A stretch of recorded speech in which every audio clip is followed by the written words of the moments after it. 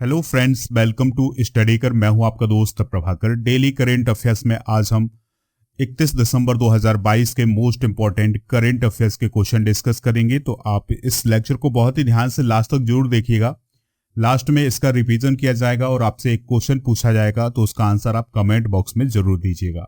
Channel पर अगर आप नए आए हैं तो दोस्तों चैनल को सब्सक्राइब कर ले और हमारे जितने भी सोशल मीडिया प्लेटफॉर्म है, फेसबुक, इंस्टाग्राम, ट्विटर या फिर टेलीग्राम, इन सभी पर भी आप हमें फॉलो कर लें। यहाँ पर आपको एक्स्ट्रा नॉलेज मिलता है और बहुत सारी पीडीएफ वगैरह ये सब जो है इन्हीं सोशल मीडिया प्लेटफॉर्म पर आपको मिलेगी।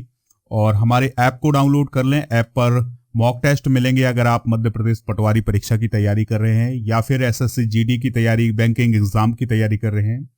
तो मध्य प्रदेश के अगर किसी भी एग्जाम की तैयारी कर रहे हैं तो दोस्तों आपको मॉक टेस्ट हिंदी और अंग्रेजी दोनों में उपलब्ध है हमारे एप्लीकेशन पर। एप्लीकेशन का लिंक डिस्क्रिप्शन बॉक्स में दिया गया है, वहां पर आपको मॉक टेस्ट मिल जाएंगे। तो इनको आप जरूर ज्वाइन करिएगा। अगर आप इनमें छूट प्राप्त करना चाहते हैं तो आप कूपन कोड यूज करिएगा PS100, तो आपको छूट भी मिल जाएगी। आज का पहला क्वेश्चन है, इजराइल के प्रधानमंत्री के रूप में हाल ही में किसने शपथ ली है? आंसर है इसका बेंजामिन नेतन्याहू। तो दोस्तों बेंजामिन नेतन्याहू छठवीं बार इजराइल के प्राइम मिनिस्टर बने हैं। ठीक है दोस्तों, तो वो एक बार फिर से वहां के प्राइम मिनिस्टर बन गए हैं और उन्होंने अभी हाल ही में शपथ ली है। देखिए दोस्तों, जो इजराइल की संसद है उसमें 120 सीटें हैं और एक सदनीय व्यवस्था है, मतलब एक ही सदन है वहां पर।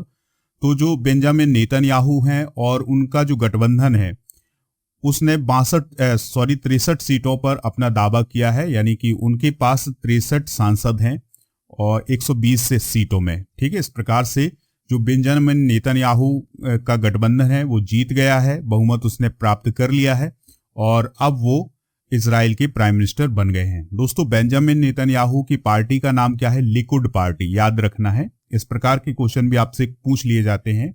बात कर लेते हैं इजराइल की। तो इजराइल की बात करें तो यह एशिया महाद्वीप में एक छोटा सा देश है।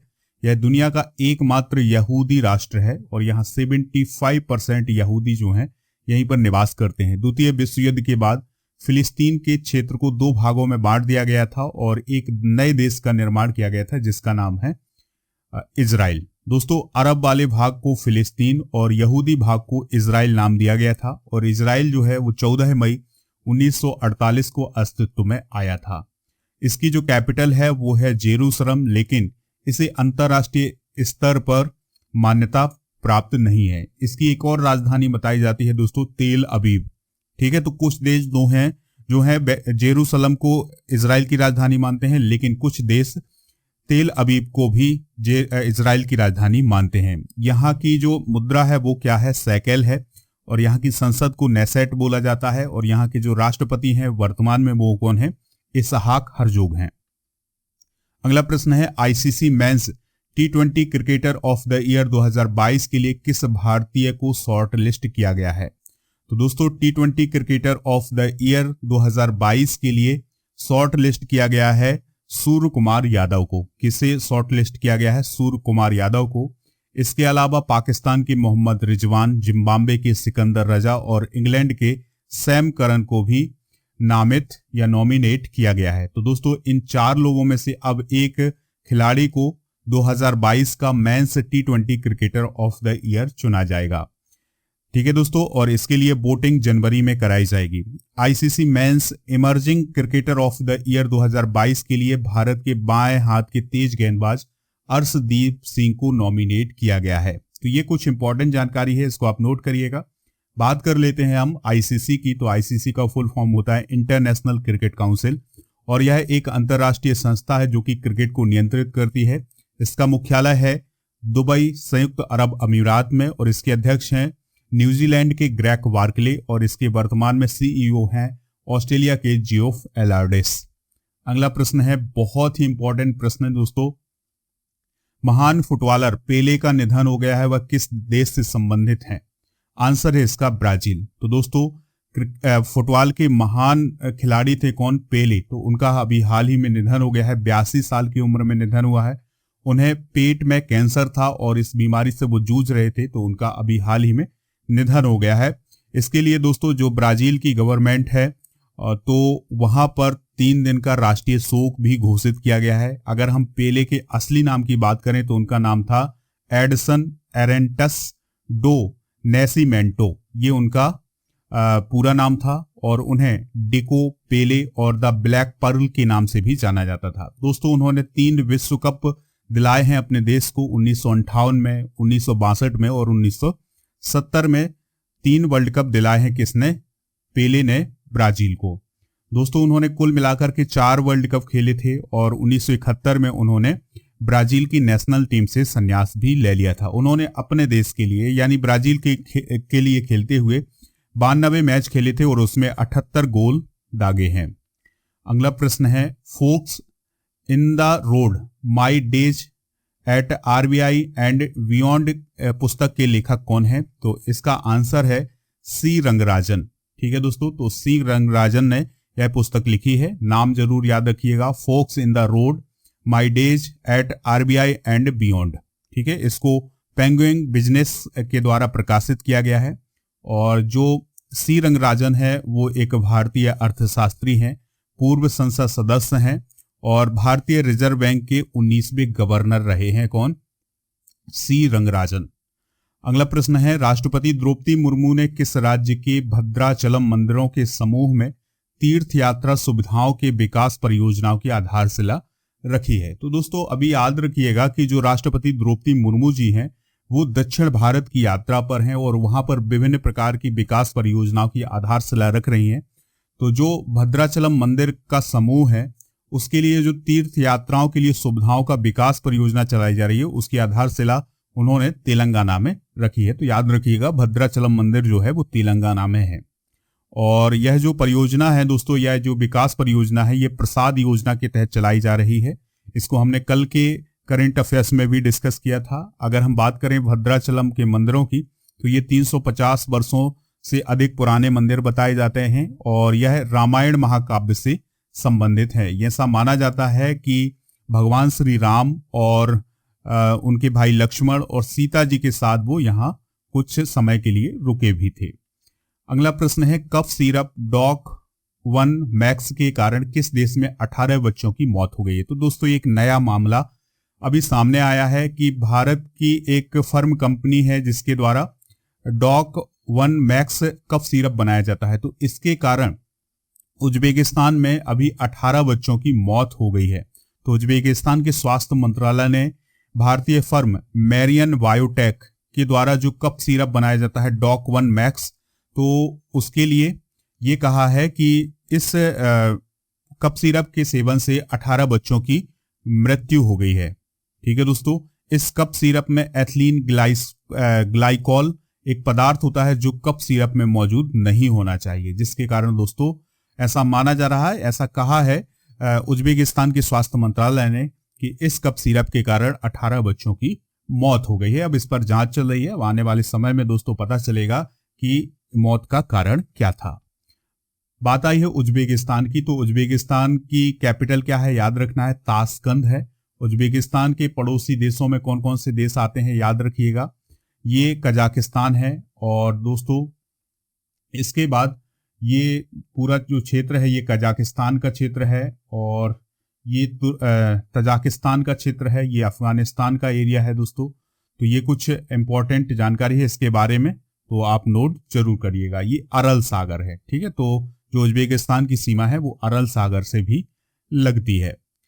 अगला प्रश्न है, कार्यवाहक केंद्रीय सतर्कता आयुक्त कौन नियुक्त किए गए हैं? तो दोस्तों कार्यवाहक केंद्रीय सतर्कता आयुक्त नियुक्त किए गए हैं प्रवीण कुमार श्रीवास्तव।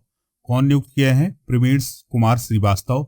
और उन्होंने किसका स्थान लिया है? तो उन्होंने सुरेश एन पटेल का स्थान लिया है।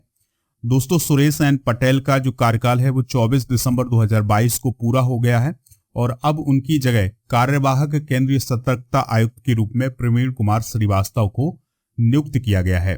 तो केंद्रीय सतर्कता आयुक्त की बात कर लेते हैं। तो सतर्कता के क्षेत्र में केंद्रीय सरकारी एजेंसी को सलाह और मार्गदर्शन देने के लिए के संथानम की अध्यक्षता वाली भ्रष्टाचार निवारण समिति की सिफारिशों पर फरवरी 1964 में केंद्रीय सतर्कता आयोग की स्थापना की गई थी।